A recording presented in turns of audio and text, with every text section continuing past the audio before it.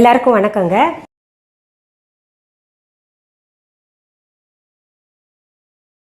உங்களுக்கு ஒரு புதுசாக ஒரு சாம்பார் சொல்லி தர போகிறேன். சாம்பார் போங்க மேடம், எல்லாருக்கும் தெரியுமே, அதை போய் நீங்கள் சொல்லி தரீங்களா அப்படின்னு நினைப்பீங்க. இல்லைங்க, என்னுடைய ஸ்பெஷலுங்க அது. அதாவது பார்த்தீங்கன்னா, இந்த சாம்பார் நான் செஞ்சேன்னா வீட்டில் பவுலில் துளி கூட இருக்காது. அதுவும் எல்லாருக்கும் ஃபேவரட், எல்லாருக்கும் பிடிக்கும். என் வீட்டுக்காரனை பார்த்தீங்கன்னா எல்லாம் தேடி தேடி அது சாப்பிட்ருவாரு. என்னன்னு கேட்குறீங்களா? பாவக்காய் சாம்பாருங்க. என்ன பாவக்காயா? ஐயோ கசக்குமே அப்படின்னு நினைக்கிறீங்க. கசக்காது. நான் செய்கிற பாவக்காய் சாம்பார் ரொம்ப ரொம்ப சுவையாக இருக்கும். அதாவது ஒரு பாவக்காய் துண்டு கூட மிச்சம் இருக்காது. என் பிள்ளைங்களும் சாப்பிடுவாங்க. குழந்தைங்களுக்கு பொதுவாக பிடிக்காது இல்லையா? என் பெரிய பொண்ணு பார்த்தீங்கன்னா குட்டி குழந்தையா இருக்கும் போதே பார்த்தீங்கன்னா அது விரும்பி தேடி தேடி சாப்பிடுவா. அவ்வளவு சுவையாக இருக்கும். அது செய்முறை எப்படின்னு பார்த்துடலாங்களா? அதுக்கு தேவையான பொருட்கள் என்னென்னு பார்த்துடலாங்களா? பாருங்க, பாவக்காய் 2 எடுத்திருக்கேன்.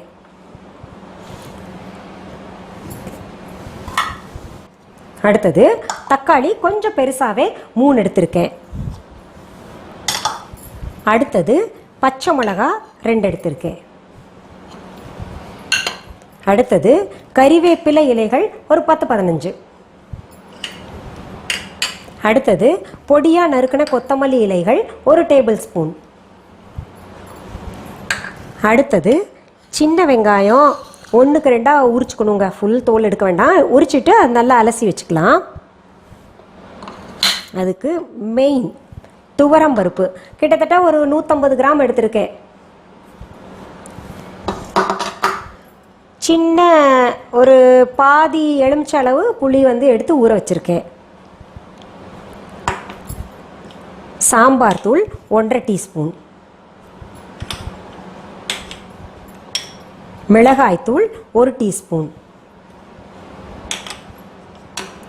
மஞ்சள் தூள் 1/2 டீஸ்பூன்.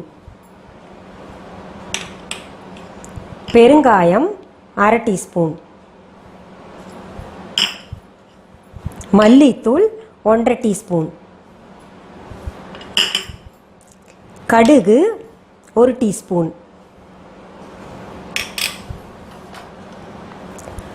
எண்ணெய் 3 டேபிள் ஸ்பூன்.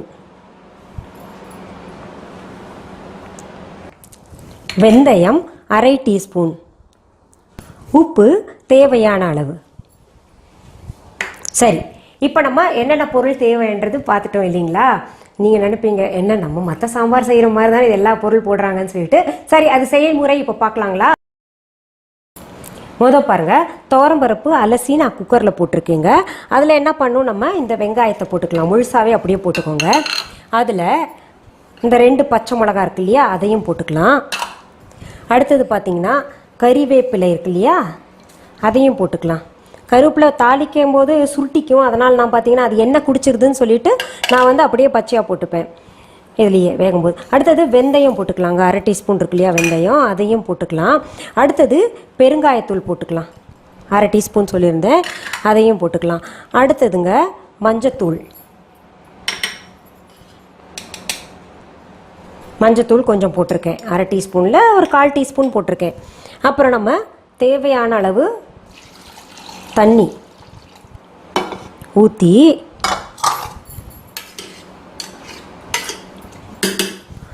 வேக விட்டுடலாங்க.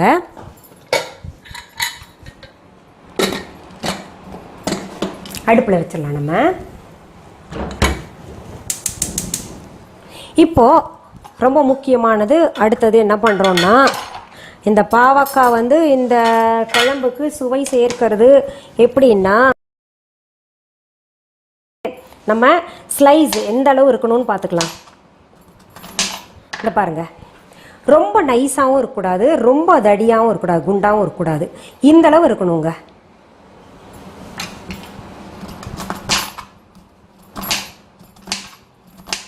சரி, இது அரைஞ்சிக்கலாம். அதுக்கு இப்போ என்ன பண்ணலாம், நம்ம நடுவில் அப்படியே இந்த பேன் அடுப்பில் வச்சுங்க. சூடாகிறதுக்கு வச்சுட்டு கொஞ்சம் எண்ணெய் ஊற்றிக்கலாம். தெரியும், அது சூடாகட்டும். அது வரைக்கும் நறுக்கிறேன் நான். நல்லா பாருங்கள், பச்சை பசேல் இருக்குல்ல. இது பாகக்காயின்னு ஏன் பேர் வந்துச்சு தெரியுமா? பாகு அல்லாத காய், இனிப்பு அல்லாத காயின்றனால அதுக்கு பாகற்காயின்னு பேர் வந்திருக்கு. எல்லாம் நம்ம தமிழர்கள் யோசிச்சு நல்ல நல்ல பேராக வச்சுருக்காங்க. நம்ம தான் போய் இங்கிலீஷில் பிட்டர் கார்டுன்றோம். தமிழ் பெயர்கள் தெரிஞ்சுக்கிறது இல்லை.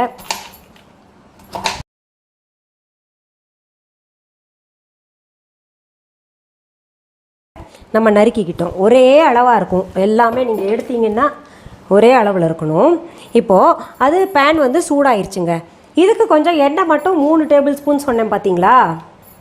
எதுக்குன்னா எல்லோரும் நீங்கள் சாம்பார் செய்யும்போது என்ன பண்ணுவீங்க, அந்த பாகக்காயை அப்படியே சாம்பாரில் சேர்த்துப்பாங்க டைரெக்டாக.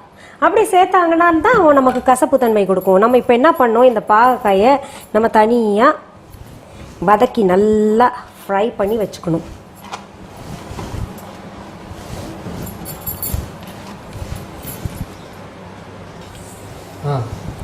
இப்போ பாருங்கள், இது நம்ம இப்போ பாருங்கள் எண்ணெய் ஊற்றி பாவக்காய் போட்டோங்க.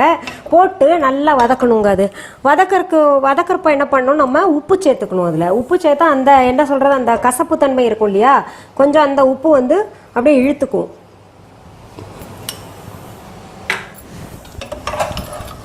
ஆனால் இது கொஞ்சம் பொறுமையாக செய்யணுங்க. சிம்மில் வச்சு தான் இந்த பாவக்காய் நல்லா வதக்கணும். நம்ம ஏனோ தானோன்னு செஞ்சோன்னா அப்புறம் ஏனோ தானோன்ற டேஸ்ட்டில் தான் வரும். நம்ம என்ன பண்ணலாம், அது வதக்கிற வரைக்கும் கொஞ்சம் அதுவும் வேகட்டும், இதுவும் வதங்கட்டும். மெதுவாக நம்ம சிம்மில் வச்சிடலாம். பொதுவாகவே நான் என்ன சொல்லுவேன், எல்லா காணொலியிலையும் தக்காளி வந்து அப்படியே போட மாட்டேன், துண்டுகளாக போட மாட்டேன், அரைச்சிருவேன்னு சொல்லிட்டு வேஸ்ட் ஆகக்கூடாது இல்லையா. அதனால் இன்னொன்று அந்த விதை வந்து நல்லா கல் ஃபார்ம் பண்ணுவோம், அந்த விதையும் நல்லா கூழ் மாதிரி அரைச்சிருவேன். அதனால் இப்போ தக்காளி நான் அரைச்சிக்கிறேங்க. இப்போ பாருங்கள், நம்ம பாவக்காய் போட்டப்போ நல்லா பச்சை பசேல்னு இருந்தது பார்த்தீங்களா. இப்போ அப்படியே கொஞ்சம் சுருங்கி போய் ஒரு மாதிரி எல்லோவாக மாறிட்டு வருது. ஒரு எல்லோவும், அதாவது மஞ்சளும் பச்சையும் கலந்தா எப்படி இருக்கும் அந்த நேரத்தில் வருது. இன்னும் கொஞ்சம் வதங்கணும், நம்ம அது வரைக்கும் காத்துட்ருக்கலாம். இப்போ பாருங்கள், நல்லா சுருட்டிக்கிட்டு ஒரு மாதிரி பழுப்பு நிறமாக மாறிட்டு நல்லா ஃப்ரை ஆகிருக்கு. இந்த பக்குவத்தில் தாங்க எடுக்கணும் நம்ம. இப்போ வந்து இந்த விதையெல்லாம் இருக்குது இல்லையா, விதையெல்லாம் பாருங்கள் ஒரு மாதிரி நல்லா ரோஸ்ட் ஆகிருக்கு. அதுவும் நமக்கு ஒரு அடையாளம். அப்புறம் இதெல்லாம் அந்த ஒரு மாதிரி தெரியுதா, எல்லோயிஷாக தெரியுதா, அது வரைக்கும் நம்ம வதக்கணும். இப்போ நம்ம இதை இறக்கி வச்சுக்கலாம்.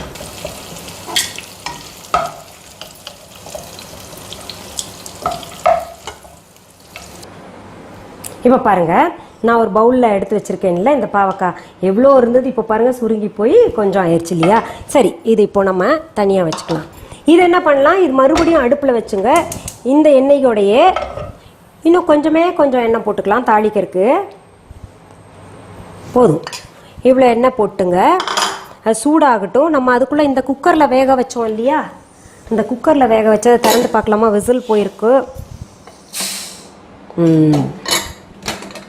பாருங்கள், எல்லாம் நல்லா வெந்திருக்கு, சரியான பக்குவத்தில் இருக்குது. இந்த மாதிரி உடஞ்சா போதுங்க பருப்பு.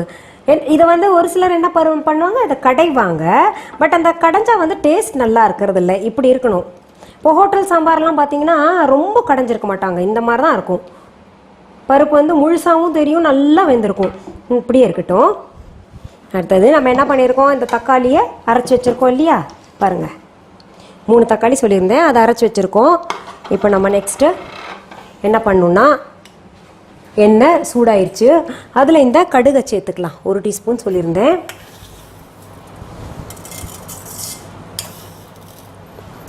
அதே எண்ணெய் தான் யூஸ் பண்ணியிருக்கேங்க, வேணா கொஞ்சம் நம்ம சேர்த்துக்கலாம்.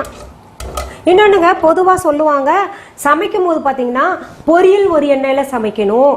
பொரியல் செய்கிறது வந்து தாளிக்கிறது தேங்காய் எண்ணெய் இல்லாட்டி நல்லெண்ணெய், அப்படி இது சாம்பார் ஒரு எண்ணெயில், அந்த மாதிரி குறிப்பிட்ட ஒரு நாளைக்கு சாப்பிட்றோம் ஒரு 2-3 வெரைட்டி செய்யணும்னா ஒவ்வொன்றும் ஒவ்வொரு எண்ணெயில் செய்யணும்னு சொல்லுவாங்க. ஒரே எண்ணெய் வந்து பயன்படுத்தக்கூடாது. ஒரே எண்ணெய்னா ரீயூஸ்டு நான் சொல்ல, ஒரே கைண்ட் ஆஃப் எண்ணெய் வந்து பயன்படுத்தக்கூடாது சமையலுக்குன்னு. இப்போ பாருங்கள், கடுகு பொரிஞ்சிருச்சு. இப்போ அடுத்தது என்ன பண்ணணும்னா, நம்ம அரைச்சி வச்சுருக்கோம் இல்லையா தக்காளி, அதை ஊற்றிக்கலாம்.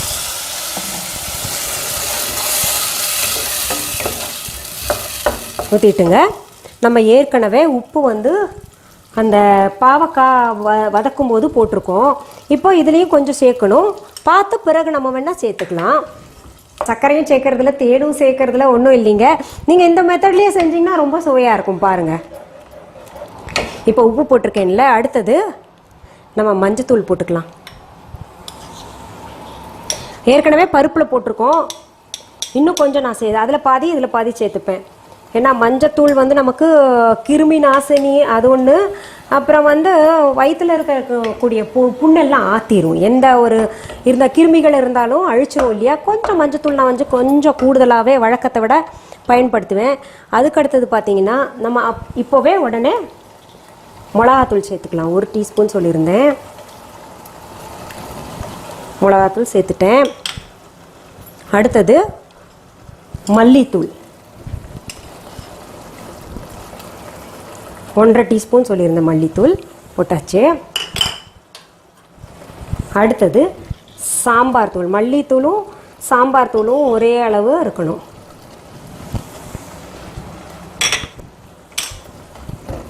போட்டு நல்லா கிளறிடலாங்க. இப்போது நான் அடுத்தது அந்த பார்த்திங்கன்னா அந்த கொத்தமல்லி இலைகளை சேர்க்குறேன்.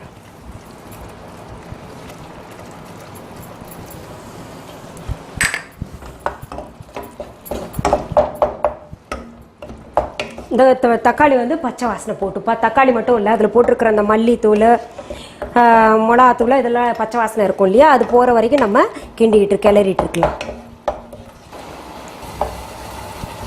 பாருங்க நல்லா சவச்சவன் கலரில் ரொம்ப அழகாக இருக்குல்ல. அடுத்தது நம்ம என்ன பண்ணலாம், இந்த பாவக்காய் இருக்கு இல்லையா வதக்கியிருக்கோம், அது வந்து இந்த மசாலாவோட நல்லா கலக்கணும். அதனால் நம்ம போட்டு அதை நல்லா கிளறிடலாம்.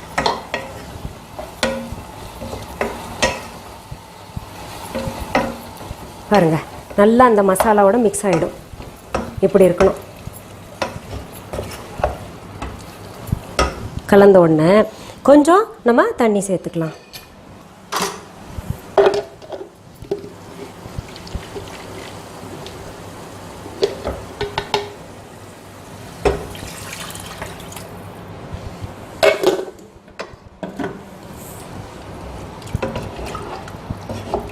பாருங்க நான் அழகாக இருக்குல்ல. இந்த கலர் பார்க்கும்போதே அந்த பச்சை கலரும் அப்புறம் வந்து இந்த சிவப்பு கலருக்கும் அந்த விதை அங்கங்கே ஒன்று ஒன்று நிற்கிறதுக்கு எவ்வளோ அழகாக இருக்குது பார்க்கவே. இந்த பருப்பு பாருங்கள் இப்படி இருக்கு இல்லையா, இந்த பருப்பை இதில் ஊற்றிக்கலாம்.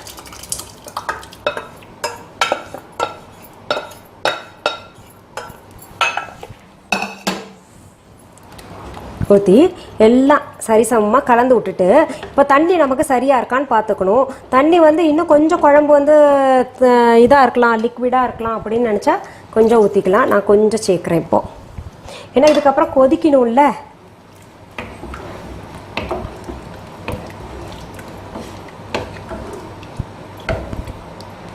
நம்ம அந்த பாவக்காய் நல்லா வெந்துருச்சுங்க. எந்த ஒரு காயும் போட்டு வேகறதுக்கு முன்னாடி நம்ம புளித்தண்ணி போடக்கூடாது. ஏன்னா புளித்தண்ணி போட்டோம்னா நம்ம எந்த காயும் சீக்கிரத்தில் வேகாது. அதனால என்ன பண்ணுறோம், நம்ம பாவக்காய் வதக்கும் போதே நல்லா அது வெந்துருச்சு, 3/4க்கு மேலே வெந்துருச்சுங்க. இப்போ வந்து குழம்புல போட்டு இப்போ தக்காளியில் இது கிளறணும் இல்லையா, அதுலேயும் கொஞ்சம் வெந்துருச்சு.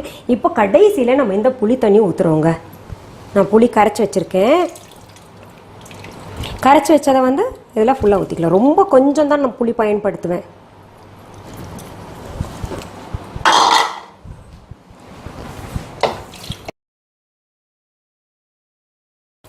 இப்போ இந்த கன்சிஸ்டன்சி இருக்கணும், இந்த ஃப்ளோ இருக்கணும்.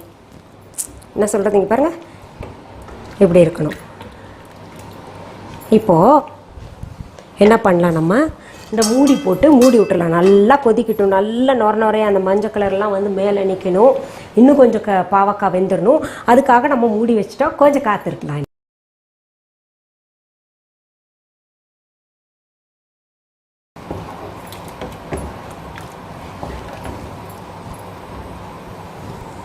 இப்போ பாருங்கள் நம்ம மூடி வச்சோம் இல்லையா, பாருங்கள் நல்லா அழகாக அந்த நான் சொன்னேன்ல மஞ்சளாக நிறையா இருக்கும்னு சொல்லிட்டு கொஞ்சம் கெட்டியும் ஆயிடுச்சு. மீதம் பாவக்காய் வேக வேண்டியதும் சரியாக வெந்திருக்கு பாருங்கள். ஆஹா மனம், சுட சுட இட்லி செஞ்சு சாப்பிட்ணுங்க இதை வச்சு, அவ்வளோ டேஸ்ட்டாக இருக்கும். ஒரு சொட்டு நெய் விட்டுட்டோன்னு வைங்களேன், அடா அமிர்தம் மாதிரி இருக்கும். இப்போ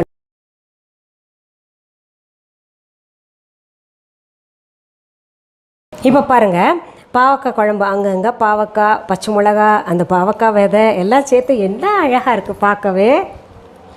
இதில் நம்ம கார்னிஷிங் வந்து அங்கங்கே கொத்தமல்லி இலைகள் போட்டுக்கலாம். பாவக்காய் சாம்பார், அதாவது தித்திக்கும் பாவக்காய் சாம்பார்னே சொல்லாங்க இதுக்கு. அவ்வளோ நல்லா இருக்கு. நான் நடுவில் டேஸ்ட் பண்ணி பார்த்தேன், ரொம்ப டேஸ்டா இருக்கு. மீண்டும் உங்களை பார்க்கலாமா? வணக்கம். அன்பான வாடிக்கையாளர்களே, உங்கள் விஹா ஸ்டோரில் பூஜை பொருட்கள், சிலைகள், ராசிக்கற்கள், வாஸ்து பொருட்கள், விதைகள், பாரம்பரிய அரிசி வகைகள், சிறுதானியங்கள், ஆர்கானிக் பொருட்கள், மூலிகை எண்ணெய், மளிகை பொருட்கள், மரச்செக்கு எண்ணெய், மரப்பொருட்கள், வெள்ளி ஆபரணங்கள், கிஃப்ட் ஆர்டிகல்ஸ், காட்டன் மற்றும் பட்டு புடவைகள், காட்டன் சுடிதார்கள், பட்டு பாவாடை, குழந்தைகளுக்கான விளையாட்டு பொருட்கள், ஹை குவாலிட்டி இமிடேஷன் நகைகள், வீட்டு உபயோக பொருட்கள், ஜூட் பேக்ஸ், ஹேண்ட்மேட் சோப்ஸ், அழகு சாதன பொருட்கள், சிறுதானிய பிஸ்கெட்டுகள், ஹோம் அப்ளையன்சஸ், இன்னும் பற்பல பொருட்கள் விற்பனைக்குள்ளது. விஹா ப்ராடக்ட்களை நீங்கள் வாங்க விரும்பினால் அது எங்களுடைய viha.online வெப்சைட் மற்றும் சென்னை ராஜா அண்ணாமலைபுரத்தில் உள்ள எங்கள் விஹா ஸ்டோரில் மட்டுமே கிடைக்கும் என்பதை தெரிவித்துக் கொள்கிறோம். வேறு எந்த ஆன்லைன் வெப்சைட்களிலும் விஹா ப்ராடக்ட்கள் விற்பனைக்கு கிடையாது என்பதை நீங்கள் கவனத்தில் கொள்ள வேண்டும். எங்கள் விஹா ஸ்டோரின் விலாசத்தை கண்டறிய கூகுள் மேப்ஸில் விஹா ஸ்டோர் என்று டைப் செய்தால் வழியை கண்டறியலாம். www.viha.online வெப்சைட்டிலும் விஹா ஸ்டோரின் அட்ரஸ் உள்ளது.